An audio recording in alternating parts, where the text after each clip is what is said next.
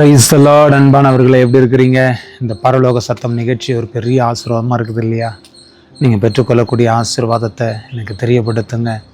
கர்த்தர் உங்களை ஆசீர்வதிப்பார். இந்த நாளில் வேதத்திலிருந்து ஒரு வசனத்தை வாசிக்கிறேன்.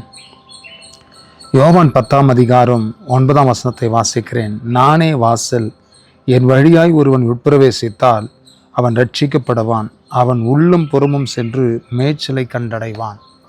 கர்த்தருடைய பிள்ளைகளை, நானே வாசல், என் வழியாய் ஒருவன் உட்பிரவேசித்தால் அவன் ரட்சிக்கப்படுவான், அவன் உள்ளும் புறமும் சென்று நல்ல மேய்ச்சலை கண்டடைவான். இயேசு கிறிஸ்து தான் வாசல். அவரை தவிர வேறு யாராலையும் ஆசீர்வதிக்க முடியாது, உயர்த்த முடியாது, அற்புதங்களை செய்ய முடியாது. அவர் வழியாக ஒரு மனிதன் பிரவேசித்தா நல்ல மேய்ச்சலை கண்டடைவான். தேவனுடைய பிள்ளைகளை, அவன் உள்ளம் புறமும் சென்று ஒரு குறையும் இல்லாமல் ஜீவனுள்ள நாளெல்லாம் எருசலேமின் வாழ்வை அவன் காண்பான். நல்ல சுகமான ஒரு வாழ்க்கை வாழ்வான். ஆகையினால வாசலாக இருக்கிற இயேசு கிறிஸ்துவின் வழியாய் பிரவேசிக்கும் பொழுது பெரிய ஆசீர்வாதத்தை நாம் சுதந்திரித்து கொள்ள முடியும். அவர் வழியில் பிரவேசிங்க, அவர் கொடுக்குற ஆசீர்வாதத்தை பெற்றுக்கொள்ளுங்க.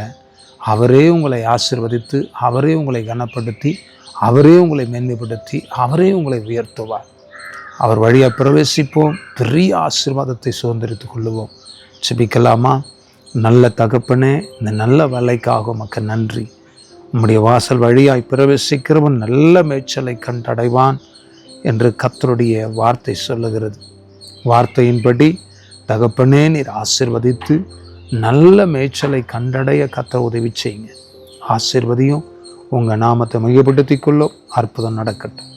ஆசீர்வதிங்க, பொறுப்படுங்க. இயேசு கிறிஸ்துவின் நாமத்தினால் ஆசீர்வதித்து ஜெபிக்கிறோம் நல்ல பிதாவே. ஆமென், ஆமென், ஆமென்.